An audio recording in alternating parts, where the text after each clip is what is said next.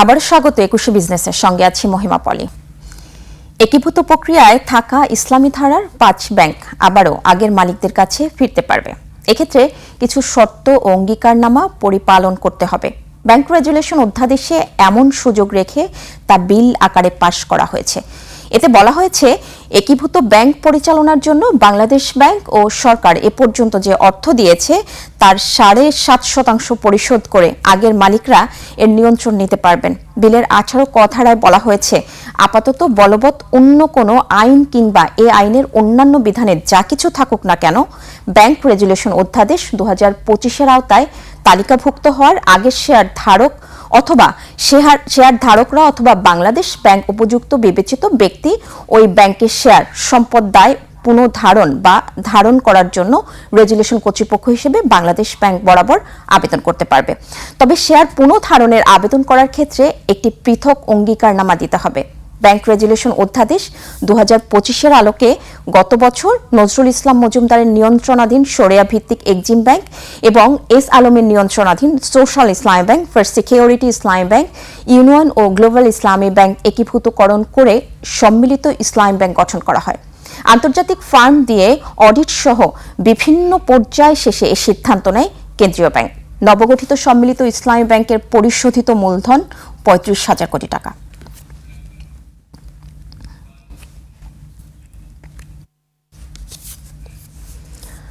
আমদানিকারক ও পাইকার ও খুচরা বিক্রেতা সহ সংশ্লিষ্ট সবার তথ্য একটি কেন্দ্রীয় ব্যবস্থায় অন্তর্ভুক্ত থাকবে, যা বাজার মনিটরিং সহজ করবে বলে মন্তব্য করেছেন বাণিজ্য মন্ত্রী খন্দকার আব্দুল মুকতাদির। সিলেট মহানগরীতে এক অনুষ্ঠানে মন্ত্রী আরও বলেন, সিন্ডিকেটের মাধ্যমে বাজার নিয়ন্ত্রণের সংস্কৃতি বাংলাদেশ থেকে দূর করা হবে। এ সময় টিসিবির কার্যক্রম আরও জোরদার করার কথা জানিয়ে মন্ত্রী বলেন, সরকার প্রতি বছর এই খাতে ৩২০০ থেকে ৩৩০০ কোটি টাকা ভর্তুকি দেয়। ভবিষ্যতে টিসিবির মার্কেট ইন্টারভেনশন বাড়িয়ে বাজার মূল্য নিয়ন্ত্রণে সক্রিয় ভূমিকা রাখা হবে বলে জানান বাণিজ্যমন্ত্রী। বাজারের এই অব্যবস্থাপনাটা দূর করার উদ্দেশ্যে আমরা সিলেটে একটা পাইলট প্রকল্প হিসেবে এই কৃষকের হাটের উদ্যোগটা নিয়েছি, যাতে কৃষক সরাসরি এসে ভোক্তার কাছে তার পণ্যটি বিক্রি করতে পারেন। এতে কৃষকও ভালো দাম পাবেন, যারা কিনবেন তারাও ভালো দাম পাবেন। দুজনের জন্য একটা উইন উইন সিচুয়েশন।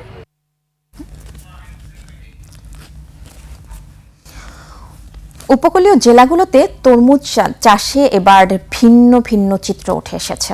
পটুয়াখালীতে আগাম জাতের তরমুজের বাম্পার ফলন আর চড়া দামে কৃষকের মুখে হাসি। তবে উল্টো চিত্র বরগুনা ও ঝালকাঠিতে। বৈরী আবহাওয়া, কালবৈশাখী ঝড় আর সবশেষ জ্বালানি তেলের সংকটে দিশেহারা সেখানকার তরমুজ চাষি। প্রতিনিধিদের সহায়তায় বিস্তারিত জানাচ্ছেন ইউসুফ হাসান নাইম। বিস্তীর্ণ জমি জুড়ে তরমুজের আবাদ। পটুয়াখালীর গলাচিপা, রাঙাবালি ও কলাপাড়ার দিগন্তজোড়া মাঠে বাম্পার ফলনের হাতছানি। অনুকূল আবহাওয়া আর রোগবালাই কম থাকায় হাসি ফুটেছে এই অঞ্চলের কৃষকদের মুখে। পাইকারি ও খুচরা বাজারে মিলছে ভালো দাম। ১২-১৩ কানি জমিনে আগাম আইসে গেছে, আর ৭ কানির মতো আছে, পরে আসবে। আমরা এখন পাঠিয়ে আসতে আছে, বিক্রির একটা আশাবাদী। অনেক ভালো হয়েছে, কৃষক যারা আসলে বেচছে তো ওরা লাভই বেচছে, আমিও আশাবাদী, তো আমি লাভে বেচবো। আমরা ভালোই মালের দাম পাইতেছি। তারপর মনে করেন কোনো চান্দা ভান্দা নাই। সৎ যদি হয় ২৫ থেকে ৩০,০০০ টাকা কেজি, যদি ৬০ থেকে ৭০ টাকা কেজি হয়, এই রেটে আমরা বিক্রি করি। কৃষি বিভাগের তথ্য বলছে, এই জেলায় এবার লক্ষ্যমাত্রার চেয়েও ৭,০০০ হেক্টর বেশি জমিতে তরমুজ আবাদ হয়েছে, যার বাজার ৩,০০০ কোটি টাকা। তরমুজের মূল্য মানে এটা তো পটুয়াখালী জেলায় আমরা আশা করছি যে ৩ থেকে ৩,৫০০ টাকার ৩ থেকে ৩,৫০০ কোটি টাকার তরমুজ পটুয়াখালী জেলা থেকে উৎপাদিত হবে। তবে বিপরীত চিত্র পাশের জেলা বরগুনা ও ঝালকাঠিতে। বরগুনায় এবার গত মৌসুমের চেয়ে প্রায় ১,০০০ হেক্টর বেশি জমিতে তরমুজের আবাদ হয়। তবে কৃষকের কপালে এখন দুশ্চিন্তার ভাঁজ। কালবৈশাখী ও বৃষ্টির পানিতে পচে নষ্ট হচ্ছে তরমুজ। তার উপর আপদ হিসেবে দেখা দিয়েছে জ্বালানি তেল ও পরিবহন সংকট। পতেঙ্গা তরমুজ পচে দিতে আছে, কৃষক মানুষ কানতে আছে। ব্যাপক পরিমাণে ক্ষতি হইতে আছে, যে তরমুজগুলো নিচ থেকে পচা ধরছে। আমরা যে তরমুজগুলো বিক্রি করব, এক গাড়ি পাচ্ছি না, দ্বিতীয় আমাদের ক্রেতা বলতে নাই। একই চিত্র ঝালকাঠির রাজাপুর ও নলসিটির চলাঞ্চলেও। আবাদের শুরুতে সার ও ওষুধের সংকট কাটিয়ে উঠলেও এখন ডিজেল সংকটে সেচ দেয়া নিয়ে বিপাকে কৃষকরা। পানি ফুনি দিতে পারি না, তেল তুলা পাই না, এত আমাদের পিছনে আছি। এখানে যা আইসে এখনো পানি কেজি দিলে ফলটা টিকবে যদি মেঘ বৃষ্টি না হয়। আমাদের সমস্যা হচ্ছে যখন এই সময় বগর পানি দিতে পারতেছি না, পানি দিতে হলে তো তেলের প্রয়োজন, কিন্তু আমরা তেলটা ঠিক মতন পাইতেছি না। কৃষকের দাবি সরকার যেন এই প্রাকৃতিক ও কৃত্রিম সংকটে তাদের পাশে দাঁড়ায়।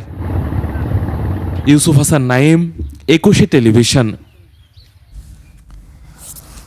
পহেলা বৈশাখকে সামনে রেখে রাজবাড়িতে বেড়েছে মৃৎশিল্পীদের ব্যস্ততা।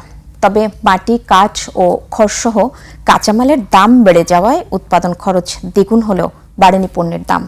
এতে বিপাকে পড়েছেন কারিগররা। রাজবাড়ী প্রতিনিধি জাহাঙ্গীর হোসেনের তথ্য ভিডিওতে সুমন সিদ্দিকের রিপোর্ট। রাজবাড়ীর মাধব লক্ষ্মীকুল গ্রামে প্রায় 40টি পরিবারের 2 শতাধিক মানুষ মৃৎশিল্পের সঙ্গে জড়িত। গ্রামটির প্রায় প্রতিটি বাড়িতেই তৈরি হয় মাটির খেলনা ও শোপিস।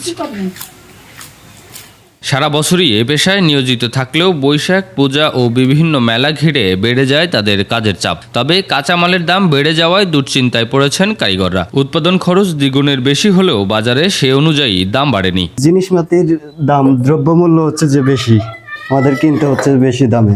এত দামের মাটি কিনে পোষায় না, তো সবই কিনতে হয়, এই জন্য ব্যবসা আমাদের আর নেই। কোন রকম করে পয়সা থাকা। মাটির দাম বাড়তি, খড়ির দাম বাড়তি, কিন্তু আমাদের এই পাগের দাম কিন্তু বাড়তি নাই। এ দিয়ে আমাদের সংসার চলে না। আমরা লাভবান হতে পারিনি, কেন পারি না? মাটির দুরবস্থা। প্রশাসন বলছে তাদের সমস্যা চিহ্নিত করে ক্ষুদ্র ঋণ সহ প্রয়োজনীয় সহায়তা দেওয়ার চেষ্টা করা হবে। এই ব্যবসাটাকে প্রসার করা বা টিকিয়ে রাখার জন্য যে তারা চ্যালেঞ্জের মুখোমুখি হচ্ছে, সেই জিনিসগুলো আমরা তাদের কাছে শুনবো এবং আমার পদের বিপরীতে আমি আন্তরিকতার সাথে শতভাগ সহযোগিতাপূর্ণ মনোভাব নিয়ে তাদের এই যে সমস্যাগুলো আছে, বিরূপ প্রতিকূল পরিবেশ বা আর্থিক সহযোগিতা যেগুলো আছে, আমি ডাক্তারি সহযোগিতা অব্যাহত রাখবো। ঐতিহ্য আর জীবিকার এই মৃৎশিল্প টিকিয়ে রাখতে সরকারি সহায়তার দাবি জানিয়েছেন কারিগররা।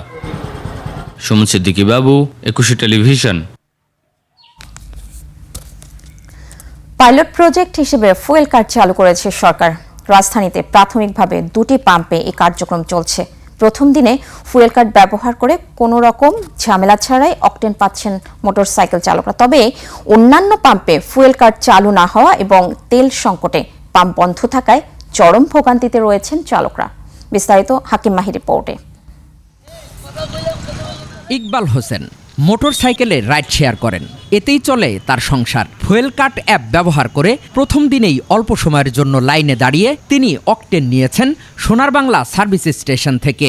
নতুন অ্যাপসের মাধ্যমে আপনার এই তেল দেওয়া হচ্ছে, এটা ব্যবহার করতে আপনার কোনো সমস্যা হচ্ছে কিনা? এটা ব্যবহার করতে কোনো সমস্যা হচ্ছে না, এটা ব্যবহার করাতে আমি খুবই সুবিধা পেয়েছি। পাম্পের ম্যানেজার জানান, ফুয়েল কার্ড ব্যবহারে জ্বালানি সাশ্রয় হবে, কোনো চালক তেল মজুতের সুযোগ পাবে না। ইউজাররা অনেকটা এখনো ক্লিয়ার না কিভাবে রেজিস্ট্রেশন করতে হবে, কি তথ্য লাগবে, অনেকে জিনিসটাকে একটু কমপ্লিকেটেড মনে করতেছে। হ্যাঁ, আমরা শিখিয়ে দিচ্ছি স্টেশন থেকে, প্লাস মন্ত্রণালয়েরও ভলান্টিয়াররা কাজ করতেছে। পাইলট প্রজেক্ট হিসেবে সোনার বাংলা সার্ভিস স্টেশন ও ট্রাস্ট ফিলিং স্টেশনে অকটেন দেয়া শুরু করেছে জ্বালানি ও খনিজ সম্পদ মন্ত্রণালয়। সকালে তারই অংশ হিসেবে পাম্প দুটি পরিদর্শন করেন মন্ত্রণালয়ের কর্মকর্তারা। এ সময় মন্ত্রণালয়ের উপসচিব জানান, রোববার থেকে এই দুটি পাম্পে ফুয়েল কার্ড ছাড়া মোটরসাইকেল চালকদের কোনো অকটেন দেওয়া হবে না। আগামীকাল থেকে no fuel pass, no fuel. আর আমরা এই জন্য 2টা লাইন করেছি। একটা হচ্ছে যে যাদের ফুয়েল পাস আছে তারা প্রায়োরিটি পাচ্ছে, তাদের জন্য আলাদা লাইন, আর যাদের ফুয়েল পাস নাই তাদেরকে আমরা ওখান থেকে 500 টাকার তেল দিচ্ছি। অপরদিকে সংকটে বন্ধ রয়েছে আসাদ গেটের তালুকদার ফিলিং স্টেশন। বন্ধ পাম্পে দীর্ঘ লাইন দিয়ে ঘন্টার পর ঘন্টা অপেক্ষা করছেন গাড়ি চালকরা। ফজরের নামাজ পড়ে আমি এই তালুকদার আয়সা সিরিয়াল দিছি। এখন তেল আমি কবে পাবো, কি কোন সময় পাবো, এটা নিশ্চিত নাই। ভোর 4টা বাজে আসছি, এখন পর্যন্ত তেল পাই না, কখন পাবো তা জানি না। তবে তেল সংকটে তালুকদার ফিলিং স্টেশন বন্ধ থাকাকালীন মব ও হুমকি ধমকির অভিযোগ করেন পাম্পের ম্যানেজার। গেট ভাঙে তারা জোর করে ঢুকছে, তেল নাই তা বলার পরও জোর করে ঢুকছে। তাদেরকে আমাদের ওই ট্যাঙ্কির ডিপ নিয়ে তারপরে দেখানো লাগছে যে তেল নাই। সংকট সমাধানে কার্যকর পদক্ষেপ না নিলে আরও এমন অপ্রীতিকর ঘটনার আশঙ্কা করছে পাম্প কর্তৃপক্ষ। হাকিম মাহি, 21 টেলিভিশন, ঢাকা। দর্শক, নিচ্ছি ছোট্ট একটা বিরতি। বিরতির পর জ্বালানি ও ভোজ্য তেলের আমদানি ও সরবরাহ পরিস্থিতি ও ব্যবসা বাণিজ্য নিয়ে আমরা কথা বলবো Chittagong chamber of commerce and ইন্ডাস্ট্রিজের সাবেক পরিচালক মাহফুজুল হক শাহ এর সঙ্গে। ততক্ষণ সঙ্গেই থাকুন।